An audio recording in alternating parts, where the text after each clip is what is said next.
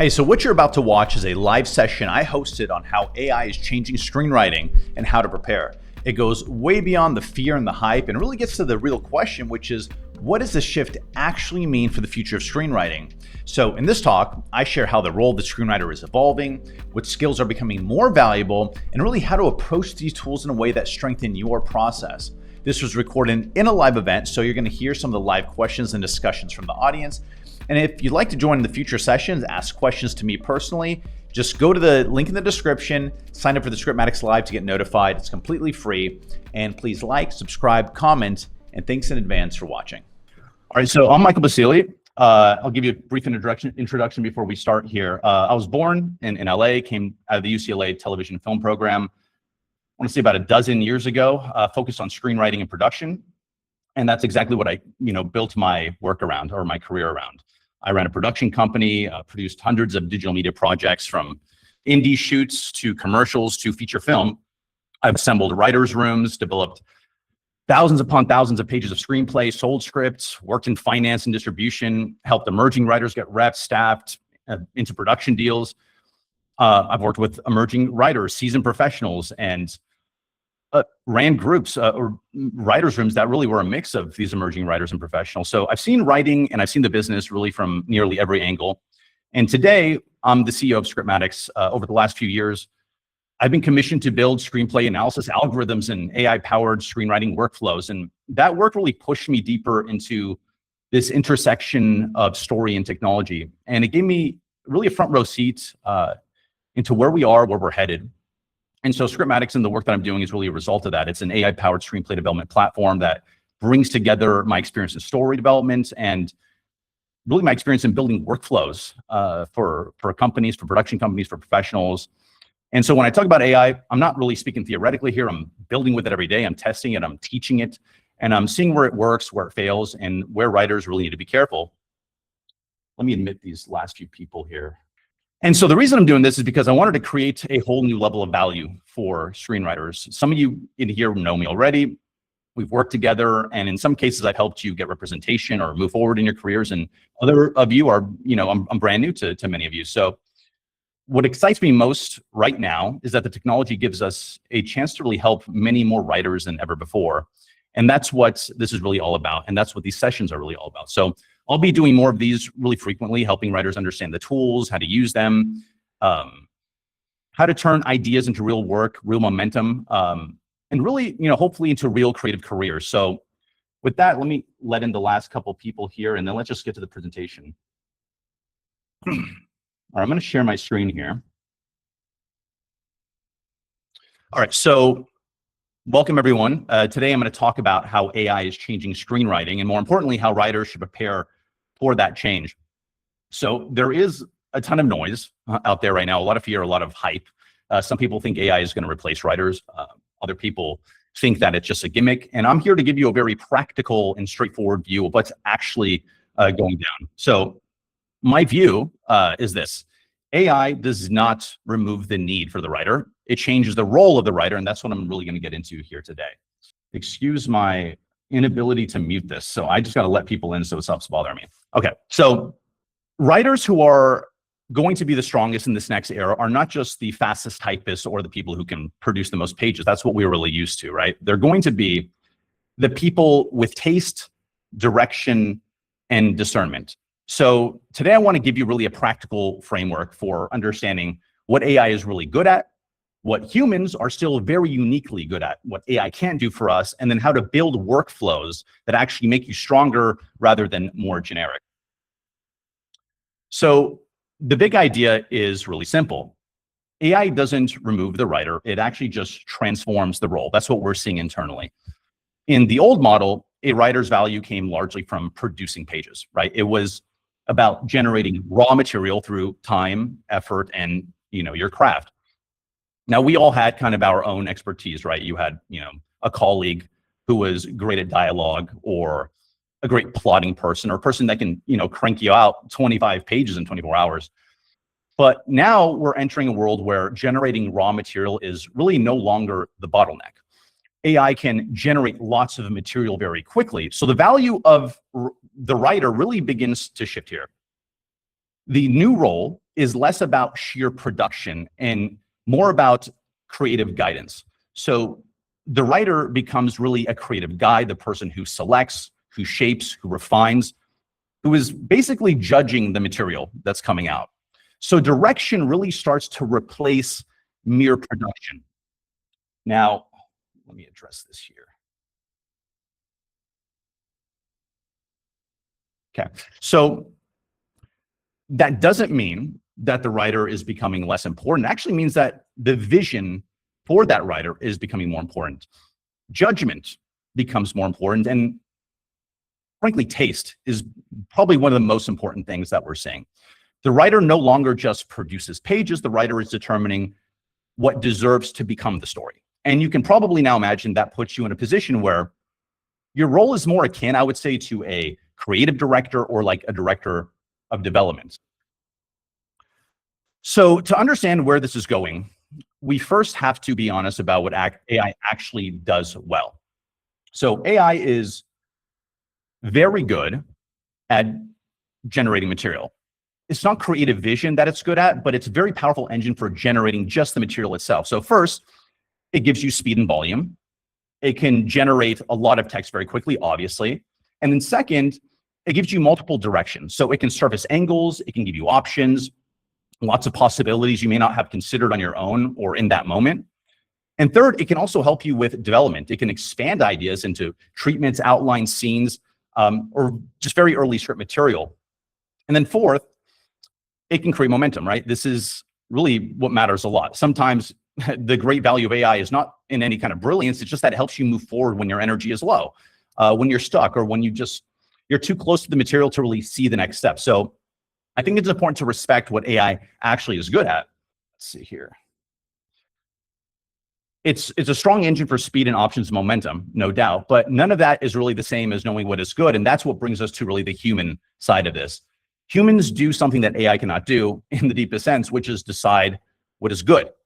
And I'll tell you, as someone who has been commissioned to build analysis algorithms, and I've spent hundreds of hours really toiling on this, I feel very confident in this statement I'm about to tell you, that AI cannot and will not be able to ever tell you what is good.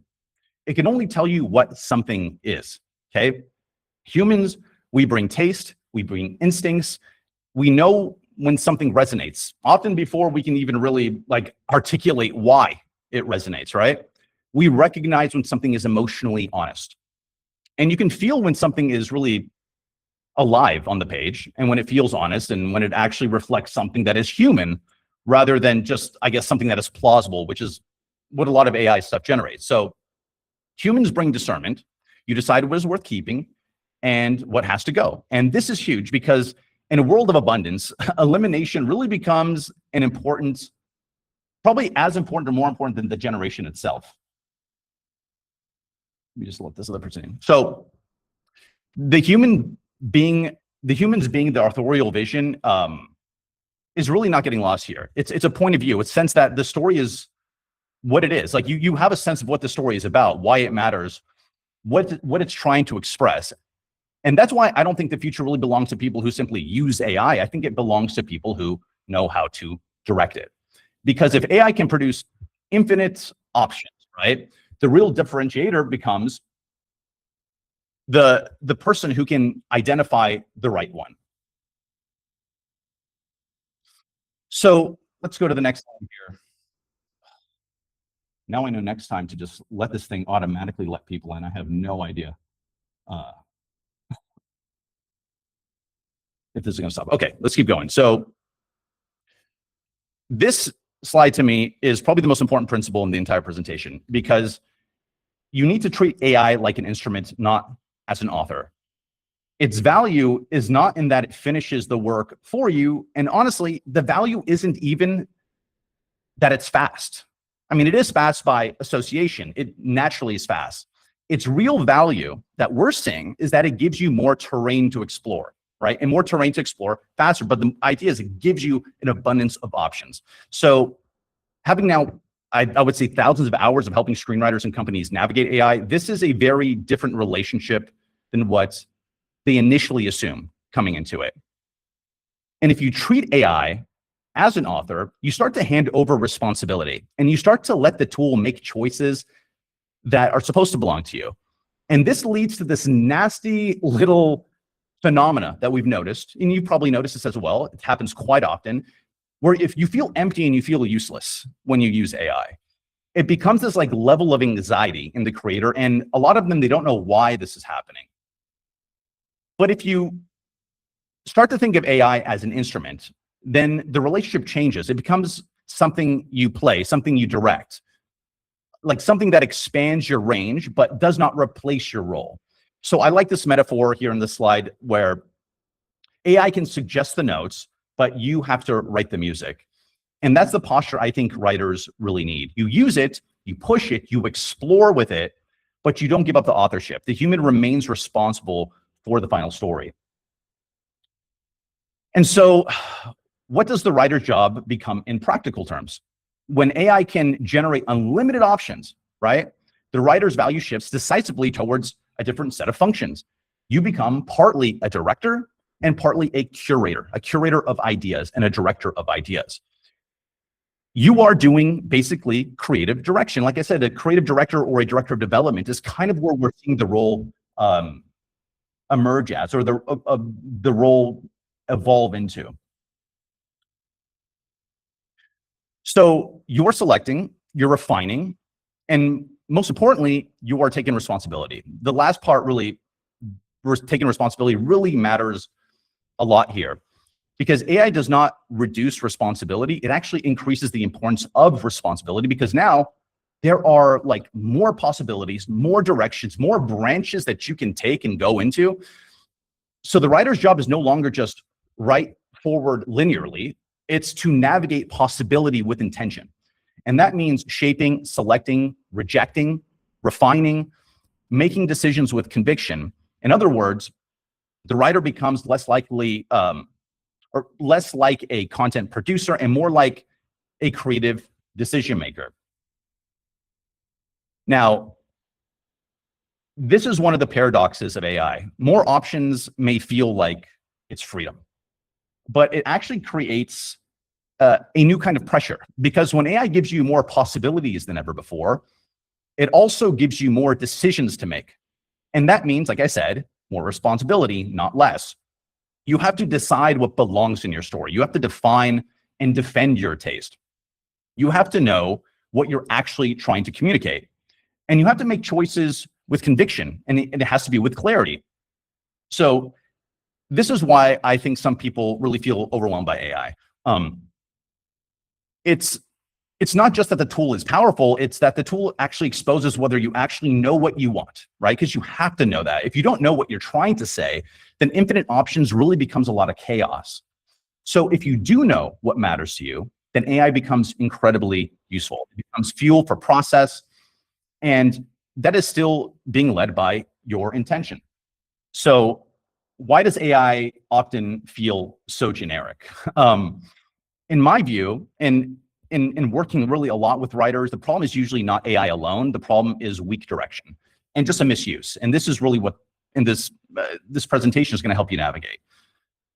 The first issue is having really no point of view. If you passively use the tool, it's going to create passive output. And if you approach AI without really a strong perspective or a strong knowledge of what you're looking for, you're going to usually get flat, average, or kind of generic material back, because no clear idea will just lead to accepting what it gives you.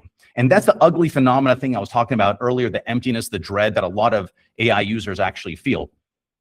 The second is just no workflow. You know, a lot of people treat the first output as it should, I don't know, somehow be the final output, but that almost always is the wrong move. Without a clear workflow, the process really just devolves into convenience.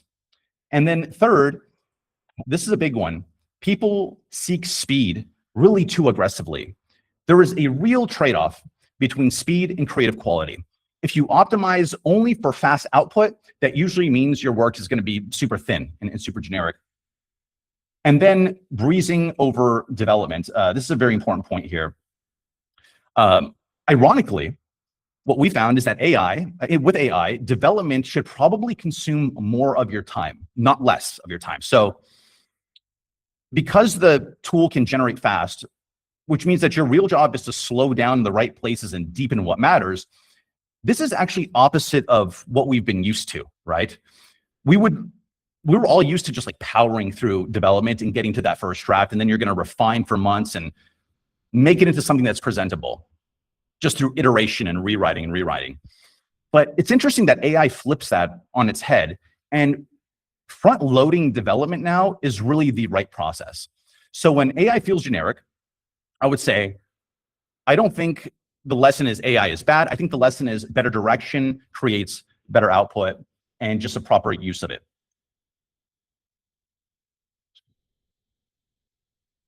All right. So I love this slide here. This is one of the most practical shifts I would recommend to writers. Do not start with plot, start with people now. Now, a lot of stories feel forced, and I can tell you from experience, we all have experienced this because writers, we jump sometimes too quickly into events before we actually understand the human being at the center of the story. And AI becomes much more powerful when the character comes first. So I like to begin with really three questions. First, who are they?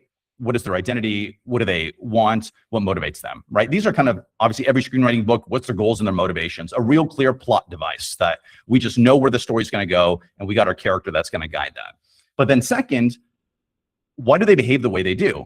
What are their fears? What are their wounds? What are their tendencies? What are their emotional drivers or their nature? And this is where we've been working on some really amazing tools using astrological blueprinting to elicit very realistic human nature into the characters. And it's been fascinating stuff, right? That's something you'll really find in the character journey builder model that I built. It's just a very powerful way to imagine your character from the most human light. And then third, who's in their network? Because supporting characters, they give meaning to your protagonist. Relationships create tension. They cause reflection and the contrast, the pressure. It's been notoriously difficult to craft a deep network of characters, but you can run models now, like I mentioned the character journey builder, on each character, and you can start to get a very realistic view of each of these people, who they are. And once character becomes clear, plot starts to emerge organically. Now you're starting to assemble some pieces, right? And this is what we're finding is really the best place to use AI well, not to invent some, plot twist or just jump like we've learned, go from your log line to your synopsis, to your treatment, to your outline, to your script. And you're just kind of, we've been fed frameworks, templates, theories on every plot phase. But even, I went to arguably the best screenwriting program in the world. You're kind of left on your own with character. And you always knew that it was like number one. It was the most important thing, but it was really hard. You just kind of left on your own. Go figure it out sort of thing. But now we have the tools to make it all possible where you can create relationships and an ecosystem of relationships. And you can know all that stuff really front loaded. And you can, like I said, you can create all those options and you can put them on the table. And that really changes the game for a lot of writers, I've got to say, because instead of going into it with like just one log line, now you're trying to shape everything together and it can be clunky. You start with a bunch of characters and now, you're thinking of scenarios, you're understanding of their nature, you're putting them in situations. And we're starting to see some really interesting things, especially when it comes to character-driven work. Let's see here. So let's talk workflow. And this is the basic human AI workflow that I think is just much healthier and much more productive. You begin with an idea, not a full script, not the whole thing solved, just an idea, right? A beat, a moment, a problem, a premise, a character. Then you generate and you compile options. And this is where AI can be very useful. You can ask for multiple possibilities, different directions, different beats, different variations. Then you iterate the option. This is critical, right? Because you don't just accept what the output gives you. You need to compare it. You need to maybe combine a couple ideas. You merge them. You push it a little further. You refine it. You bring your own judgment to the material. Then you integrate that into your narrative. You take what really has life, what you've chosen, what has relevance, and then you go forward and you do it again. So let me give you an example. Let's say I'm writing a 4-act TV pilot here, and I might take my first beat of my teaser, and I can ask for 10 or maybe 20 possible next beats. And then I'll pull the few that I actually like, the ones that, have the energy or the vibe I'm going for. I'm going to combine them. I'm going to shape them, whatever I got to do. I'll integrate them into the strongest version of my story. And I'm going to take that back into the beginning. And again, I got now my teaser, maybe my first 2 beats. Maybe I want to go to my act 1, or maybe I want the 3rd beat of my teaser. Okay, give me 20 options, 10 options, whatever it may be. Let me continue to see where can I go. I hope this is making sense. So it's as simple as saying, hey, this is what I have in my story. This is where I'm trying to go. Give me 10 options of where I can go right now. It'll give you all the options. You take them, you iterate them, you massage them, you compile it back. You start from square one again with your idea. Okay, now I got my first beat, my second beat. I'm trying to go somewhere. What are my next 10 options? And now you start to work that way. And that's very different, by the way, than asking AI to write something generic, which is what we see a lot of people doing. This is a collaborative, iterative, human-led process that has very clear guardrails. And speaking of guardrails, I mean, I can create a whole session just on the subject of guardrails, but for now, just know that if you want great output, create constraints, create guardrails on what you're asking AI to do for you. AI performs much better when you tell it what not to do. So if you tell it that, if you know exactly what you want and you don't want it to get outside of those parameters, if you just say, give me something, it's going to give you a bunch of generic things. But if you say, don't do this, don't do this, don't do this, give me something kind of in this lane, you create these guardrails, it's more likely to give you good stuff. I should definitely, make a session just on how to prompt AI properly in this way. So one of the biggest mistakes people make is assuming that speed is the value, right? Clearly, speed is not the value. Speed is the temptation. Speed is an obvious good or positive byproduct, but the real value is momentum and optionality. The real value is really staying in motion while making better decisions and not just finishing faster. If your sights are on faster, you're making a huge mistake with AI. AI helps you get unstuck, right? With less friction. It helps you see alternatives a lot earlier in the process. It helps you move from idea into development more efficiently. And ideally, it lets you spend more of your energy shaping rather than staring at a blank page. But listen, and this is what we see with most people, when speed is your goal, you usually lose something important. You start accepting things that are merely workable instead of pursuing things that are actually like resident or part of a larger vision that you have. So I would recommend and I would encourage writers to think this way, that AI should compress friction, not compress your thought, right? You don't want to lose your own decision-making, your own thought. It should help you move faster through dead air so you can spend more time making the story better, but don't let it ever make a decision for you. And if you think about it this way, this is precisely what a writer's room is like. I've ran writer's rooms before. You say you got 5 people or 10 people, let's say, to make it a round number in a room. I'm not just going to say, okay, we got a log line, go write me act 1. That would, that'd be ridiculous. You're paying them a lot of money. You would be like, okay, what ideas do you have for this?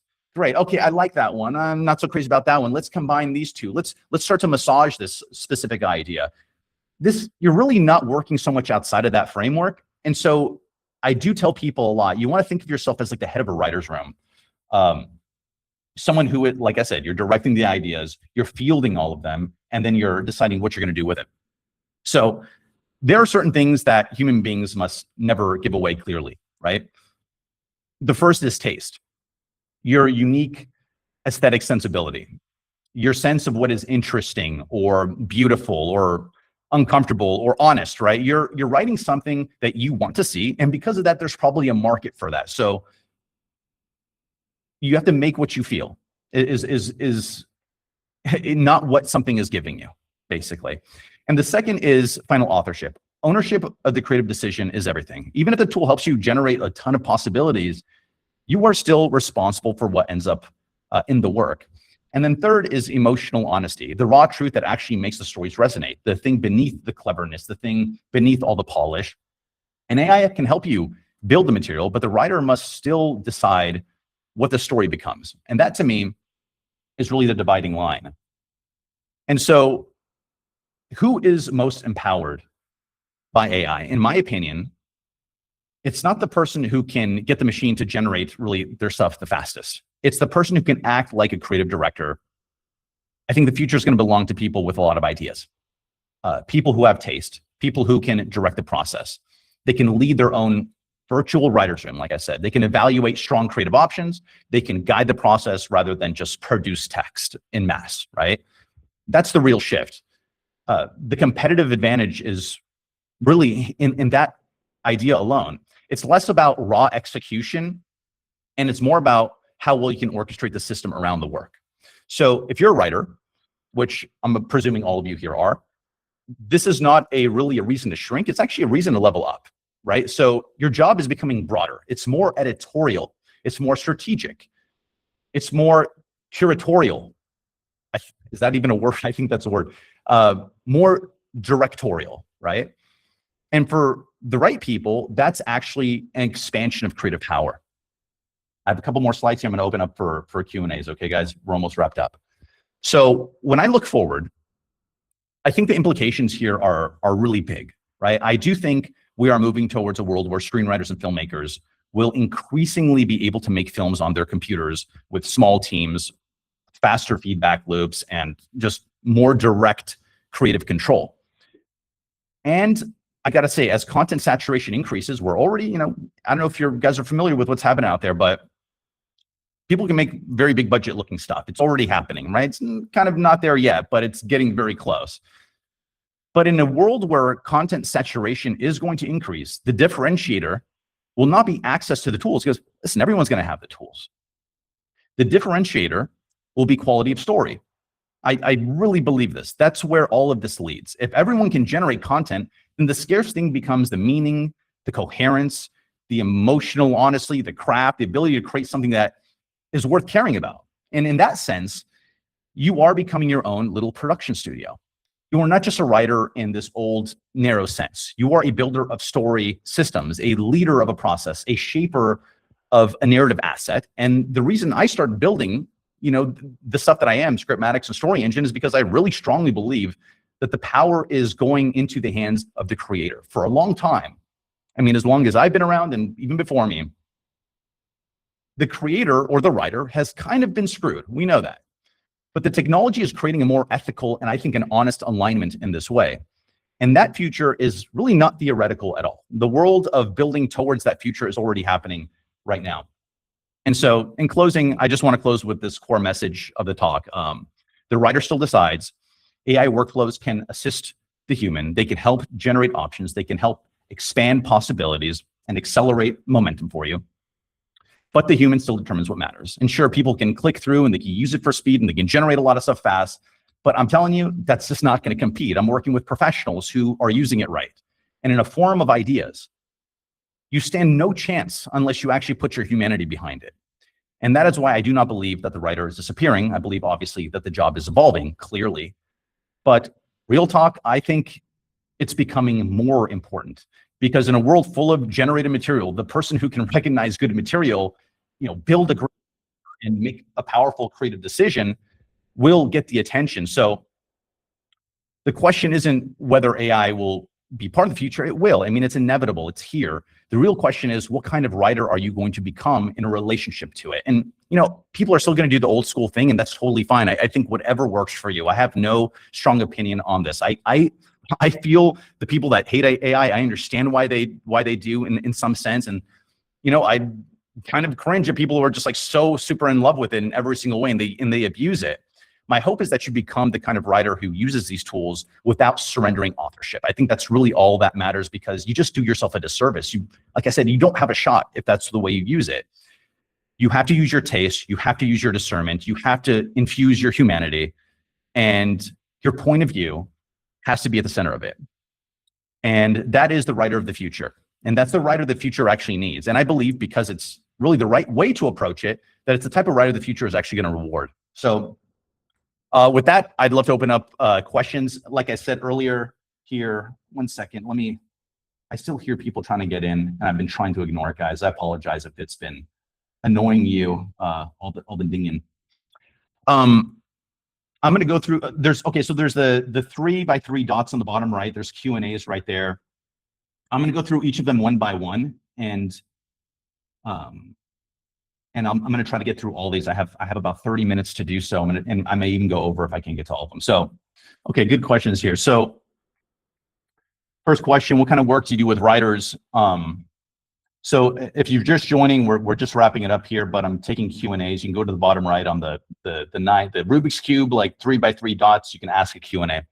So regarding what kind of work I do with writers, I honestly do a lot of different types of work depending on where the writer is in their journey. At the highest level, I'm helping writers build AI workflows. I'm helping companies do that. On the lower level stuff, I'm kind of doing what I really love to do, people, which is I like to flesh out ideas and I like to help give development guidance. That can mean just helping clarify a concept or the structure or just deepening a character.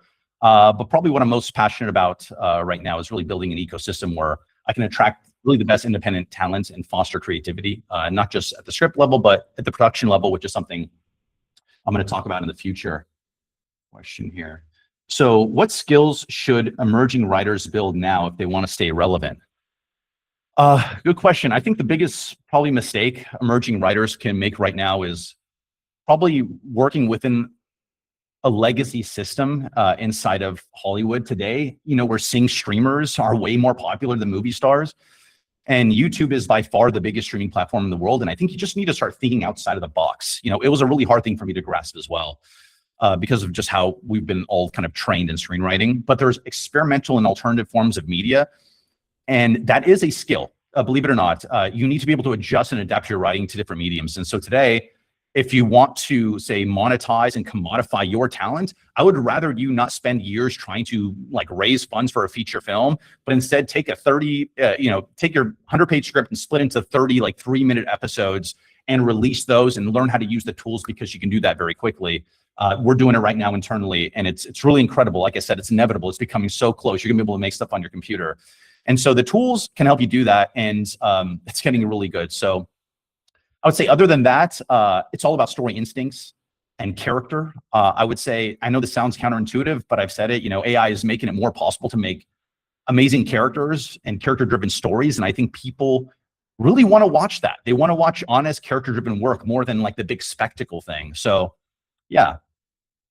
And maybe one more thing is just obviously the creative direction, meaning how good are you at making creative decisions? And I think this is kind of an instinct that you can work on. You can get better at it. You just got to kind of train for it and, become fluent with the tools that are available to you. How important is it to be in a room with other creators while this shift is happening? Well, I think it's just important to be around creators, period, right? We've always had writers' rooms. And I've always loved writers' rooms because, right now the industry is clearly shifting. We've all kind of figured it, or we've felt it. And, you want to be around people who are serious, right? I think that's kind of why, being in film school, that's kind of the reason we wanted to get in there. You want to be around people who are experimenting, who are building, who are testing new ideas, who are holding a really high standard, right? And that's how you're going to find a new approach or new tools that work for you. I know, in our community, by the way, I left the link here. You can join for free. You can go to our school community, into the forum. You can ask me questions directly. I love interacting with everyone and anyone who has questions, good questions. I always engage with. I'll even make videos for you. I know in our community, I'm always making new tools for our base. I'm trying to improve the app daily because new ideas are coming at me fast. And you just want to stay receptive, and you want to see what works for you. And then you want to pivot as soon as you find new things that work for you, take advantage of it and just go for it. All right. Thanks for doing this. Do you offer any programs that can help me learn these skills? I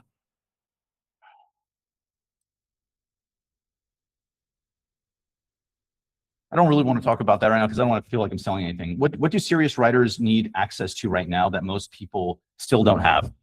So I think serious writers need access really to a couple of things. First, you need access to better workflows. I think you got to figure that out for yourself. There's a lot of people who are touching AI tools, but very few actually understand how to integrate them into a disciplined and, say, creative process. I'm going to make more of these things, by the way, these lives. I'm going to get into this stuff regularly because I think this is very important. And I know it's kind of hard to, the trial and error can take you a while to figure it out. But you just need also access to stronger development environments. I think writers groups, if you can find one, are great, because especially if they're people that are trying to navigate the same thing. You got to be around like-minded people, because like I said, they're going to come up with ideas. You're going to be able to borrow those. You're going to be able to work and feed off of one another. So when you're working, you really want, in my opinion, for everyone, some people like to do it alone, but I really like proximity to just better thinkers, better tools, better conversations, and people who are just closer to where the industry is heading. And that's really what I'm trying to build here, actually. I want people to apply themselves at a higher level, and bringing that into the community is very important to me. Funny questions. Okay. Someone's asking me, how does this help me get representation? I actually have a very strong view on that. If you don't know, I'm an executive. I have a executive position at Media Artist Group, which is one of the oldest and most storied agencies in the business. We have a client list of over 500 people, and I get to see pretty clearly how the industry is operating right now. And honestly, I don't love the part of the industry that keeps selling people on representation as if it's like the main goal, or feeding them into these, contest pipelines with like the hope of that's what you're going to get. The truth is this: representation is really only one avenue. And right now, that avenue is smaller. It's much tighter, harder to access than really anybody wants to admit. So meanwhile, what's emerging is this creator economy that is just much bigger and is a much bigger opportunity. You have creators on YouTube and social platforms that are bigger than movie stars. And you have gaming streamers that have more audience attention than a traditional celebrity. And those are the kinds of people that are getting representation right now, believe it or not. People who already have attention and audiences. And I think it's just important to always remember that attention will always be the commodity as a talent, right? So I actually don't encourage most people right now to center their thinking around like, how do I get a representative? Because the honest answer is, unless you already have real momentum or real attention or really a deal on the table, there's often not much an agent is going to be able to do for you. An agent is there to negotiate the package or negotiate the opportunity, right? Because your manager can't do that legally, right? So we do that. And that's why an agent will come on, once the deal is ready to get made. They are not there to really build your career from zero right now. And that's the hard truth, but it's a really important one, because what most people are hoping for is a manager, someone who's going to believe in their talent, want to cultivate it, and is willing to go on commission while trying to open doors for you. And yes, that has happened, and maybe it still does happen, maybe not to the degree that it was in like 2020, right? But if you don't already have attention and you're not yet a real marketable commodity, that path can be extremely difficult. So my perspective is really clear. I think the much bigger opportunity opening right now is outside the traditional route, okay? I'm not saying Hollywood is dead or anything like that. It's not. It's going to still exist. But I do think it's becoming a smaller ecosystem relative to what's emerging right now, which is a world where creators can build attention, build audiences, develop your story, your IP, and create momentum on their own. And that's the opportunity I care about. I'm much more interested in helping creators who don't want to spend years playing this old game of cold emailing, cold calling, waiting for permission, getting rejected, hoping someone is eventually going to give them money or an opportunity. Been there, done that. No, thank you. If you want success in the business, you will have to go out and get the attention. And that's where all these doors are opening, people. You're going to be able to, I'm going to be coming out with some stuff. You're going to see some productions that we're doing internally, taking a day to make a production that is incredible, that would have taken a month, thousands and thousands of dollars. You're going to be able to do this on a couple subscriptions on your computer, and it's really inevitable, and it's coming real soon. Sorry, a very long answer. Okay. Thanks for the hearts, everyone. I'm glad that everyone's tracking here. I created a Scriptmatix account. Where do you suggest I start? Honestly, I'd say just start simple. Try the character journey builder. Try a creative model, something with just low cognitive load. Just get a feel, and then work up to using more like advanced models, like control models. The app is very versatile, meaning you can create your own process in there. And I just, I wanted it that way because creating like one uniform process, which is really, the temptation when you're building an app, can be very limiting for some people, at least for me. I have different processes depending on the project. So just start building something, I think is really the answer. Start where it feels natural. Start with a character journey. Start with a blueprint model, use the tools available, use the rewrite toolkit, modify it, just have some fun. I think that's the key, man. We just want to have fun. What AI script writing platform do you recommend? It really depends on what you want, right? So if you want, you can use an LLM. And I think that, there's only so much I can pack in this particular demonstration here. I will do one where I'm going to show you how to prompt and how to make a workflow inside of an LLM. Then, of course, I'm totally biased. I made a platform called Scriptmatix. It's basically made for screenwriting. So I don't change the process. I don't believe the process has changed in terms of like, you're going to go from a premise and you're going to eventually get to a treatment and then to an outline and then to a script. And that's where it's kind of baked in there. That entire process is really fundamental because each level gives you more fidelity, right? You go from log line, you get a synopsis, you go to outline, all the way to script. You're just increasing fidelity, and you have a lot of tools to just increase that fidelity for you and actually push through the development process. So it's more of a screenplay development process that I personally engineered because I like the process. But you can do it on, say, it'll take more work and it'll take more effort to, say, try to make your own workflow in like, let's say ChatGPT or Claude or Gemini.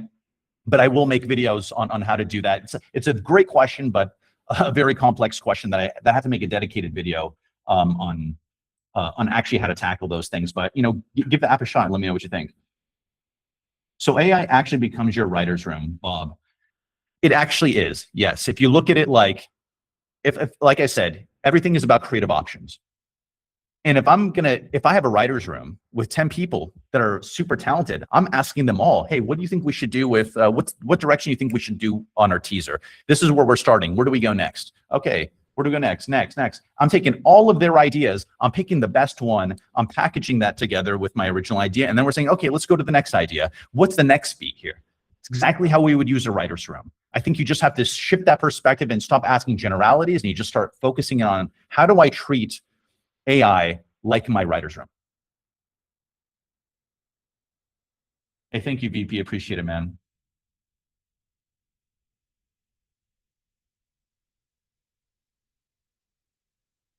What is the perception from studios and producers about writers who use AI in the way described? Yeah, so they're all using it. And the thing is, people, studios, production companies, they don't care how you got the material as long as it's good. And obviously, we know what happened with the WGA and the provisions that they put really to protect authorship. And it protects authorship basically, in a nutshell. I made a video on this, by the way. I think it should be out. Maybe it's not out yet. The WGA is really just protecting authorship, saying that an AI can't autonomously like be an author.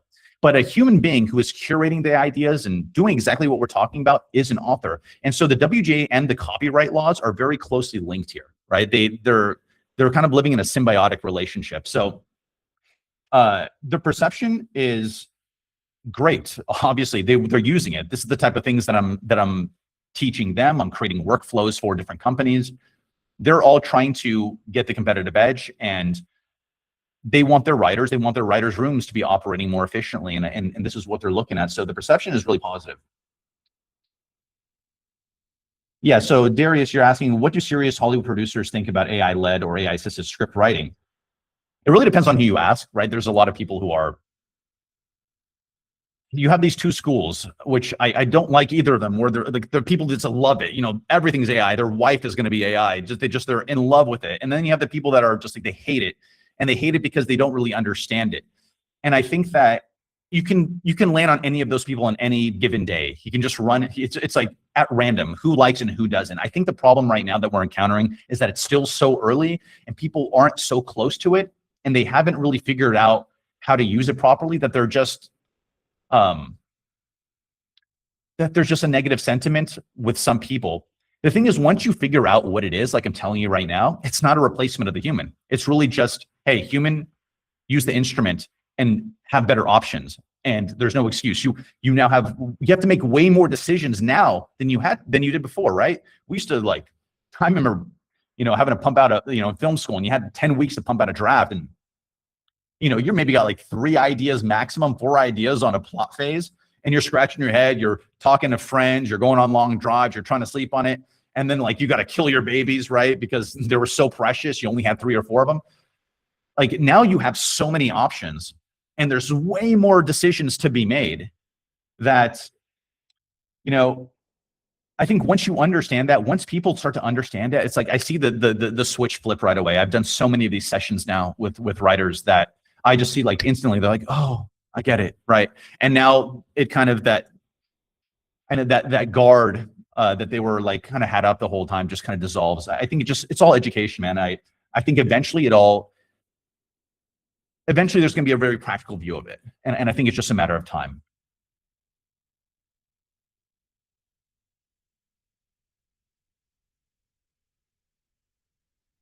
Yeah, what screenwriting platform with access to AI do you recommend? I've been using Novel Crafter to write a book, but I also want to write screenplays. Yeah, Amy, I mean, try out Scriptmatix. There's probably other apps out there too. I mean, explore all of them. What makes Scriptmatix different is that it's more of a screenplay development platform. So some platforms, which it's totally fine. Like I'm okay. There's different types of processes for different people, and I think that's really healthy. I think that you want to have creative control in every step along the way. And so I built the app where, you can take the low cognitive load and go speed and get something quick, but you can also take the process that I'm telling you and you can go through and you can develop each phase and you can get your options and you can continue forward. There's different platforms that do different things. The problem with like really a very quick screenplay generator, and that's the difference. Is it a screenplay generator? Ours is not a screenplay generator. Of course, you could abuse it and you can click through each development phase and not touch it. So like you can put in your idea and you can get out a plot treatment and you can just click generate outline and you can just click generate script after that and not touch any of those development phases. And it is kind of like a generator, but like I said, that's the advantage of what we're doing, is that we create a development process. So explore the other stuff out there. Like I said, you can use even LLMs to create a workflow if you're really savvy like that. My screenplay is finished.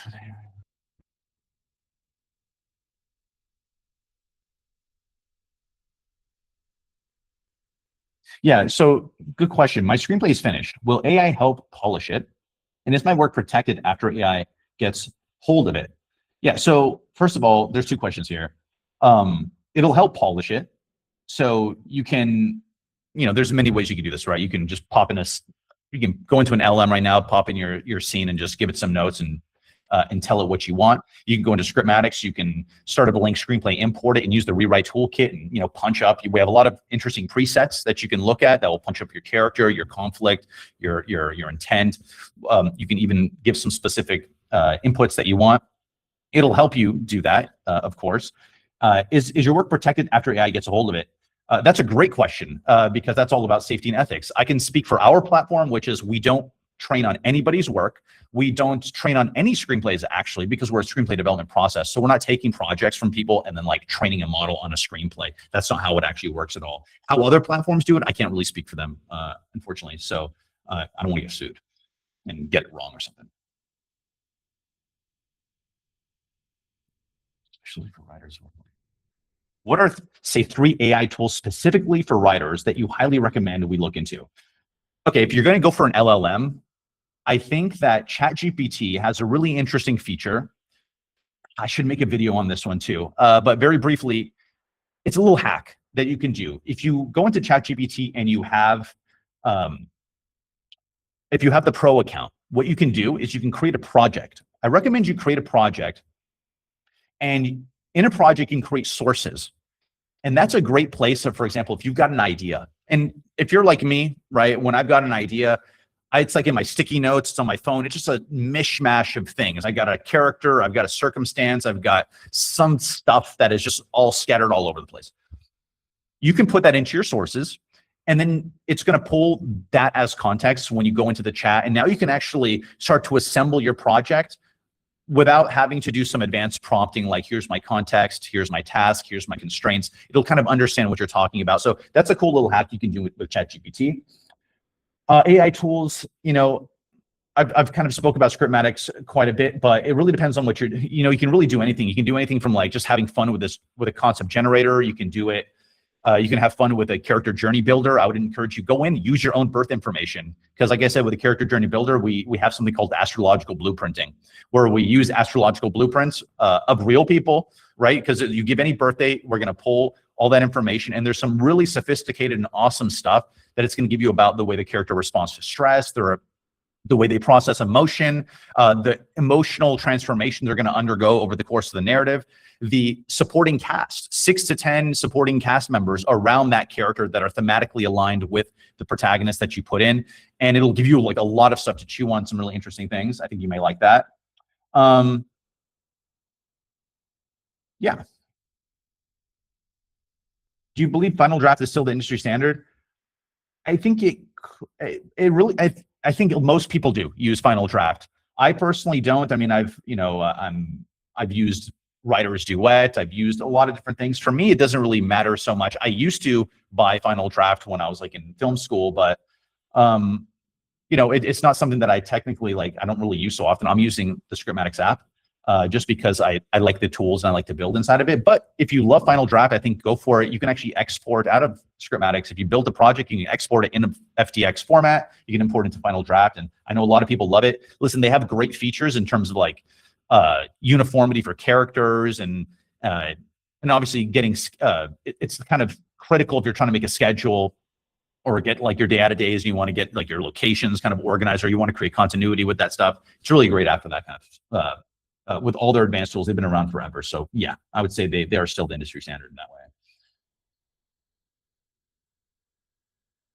What happens when you, good question, Sharon. So what happens when your script is put into an AI algorithm? Is there any risk of plagiarism? Yeah, in our app, there isn't. I'm not sure how it works in other apps, but the risk is that it's using some sort of, it's using it to like train on how to write a script. But what I found, because I've been in those consulting and working on those types of projects, I just don't think it works well. What you're talking about is like, when you go into ChatGPT, and imagine how many people have input a screenplay scene into ChatGPT. Let's say millions, maybe billions by this point scenes are in ChatGPT. Is it going to write an exact scene from something else? No. What is it doing? It's actually just taking, it's trying to create what you think it wants based on a context of a lot of different things on the internet or things that were input into it. So is there a risk that somehow you're going to put it in and someone's going to be able to say, hey, can you generate me a script with this idea? And it's just going to output your idea. That's not what's going to happen. It doesn't have the ability to make something that is actually really well thought out. If you use the LLMs, it won't write you a good screenplay. It'll write you something that's very generic. And it's not going to, you couldn't be like, hey, write me even an existing screenplay on the internet. Like write me Quentin Tarantino, write me The Hateful Eight. Write me the first like 5 scenes. It won't give it to you in any kind of legible, like coherent way in terms of like what was actually written by Quentin Tarantino. It'll give you something that is like really drifty and really generic. So I would say there's nothing to worry about in that regard. I don't worry at all that somehow you're not gonna be able to go in and say, hey, what's the best idea that somebody on the internet today has come up with for a movie? And it's gonna give it to you. That's not how it works. It's not gonna be able to do that. Okay, can AI help with a script that's mostly autobiographical? Absolutely. Absolutely. I would say one of the biggest and coolest hacks, I would call it a hack in some way, is, and I say this because we worked on with a company on this just last month. They were doing a historical biography.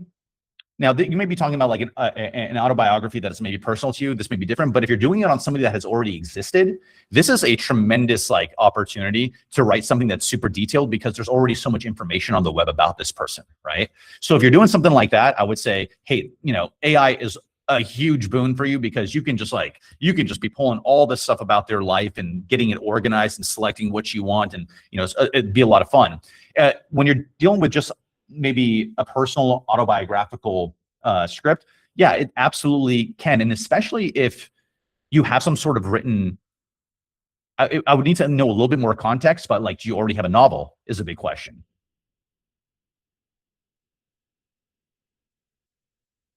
Because if you have a novel, that's, I would say go inside of Scriptmatix and try the adaptation model. Give it a shot. You can paste in your chapter and it'll basically write a ton of scenes just for that chapter. You might like it.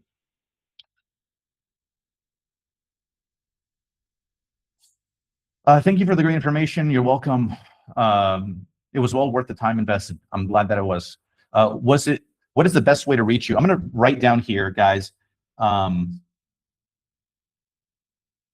inside the chat, you can reach me. I'm going to give you the link to my Writers Room community. You can go in there. You can DM me. You can also follow me on, say, YouTube. I'm putting out videos. Mike from Scriptmatix is my handle. And you can check out the app at scriptmatix.com. Those are all just ways that you can get a hold of me.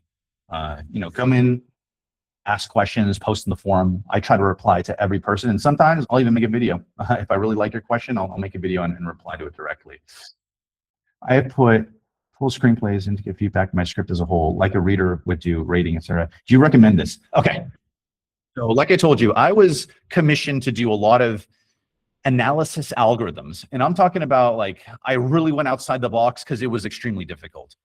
Meaning like I don't even want to get into the techno babble of it all, but I was using just really complex methods because it was not working. I would tell you my final conclusion after working on this stuff for months and spending hundreds of hours on focused work trying to figure out, can AI actually tell you if anything is worthwhile in your script? The answer is a definitive no. AI cannot tell you if something is good. It can tell you what it is based on observation, but it does not know if something is good. So what you're going to get is a lot of the sycophancy of like, oh, this is amazing. It's going to hype you up. This is great. You're really onto something here. But when you ask it to actually give you something of like, you can basically prompt it and say, be critical, and it'll find ways to be critical. But the problem is that great stories are felt, and AI doesn't know what is not there, meaning what it can't like observe. And that is the dynamic that us humans have. We can feel, like I said, we know if something resonates before we can even articulate it with our brains, right? We're just like, oh, this is great. And we don't even know why. I can guarantee that is just not the way AI operates. I would tell you, AI is not going to be a good screenplay analyst. A human is going to be better at analyzing. However, what we do have and that we're actually releasing is recommendations on what you may want to try for rewriting suggestions. And I think that's all part of the spirit here of taking the options. Like, okay, you can go in right now. If you create a Scriptmatix account, I think you get a free like screenplay analysis, and you're going to get a scene-by-scene analysis of an entire script. It's going to give you a lot of stuff. And honestly, the way I look at it is like, only take the things that you think are good. Remember, you got to make the decisions. If it gives you something you're like, oh, I don't like it.